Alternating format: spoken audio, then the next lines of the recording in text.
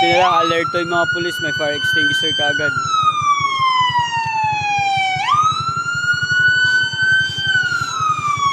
So lahat ng runner so napornada yung Superbugs run.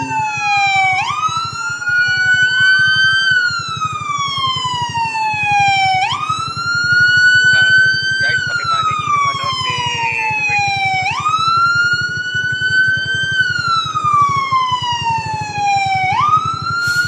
So habang pina-fire out to.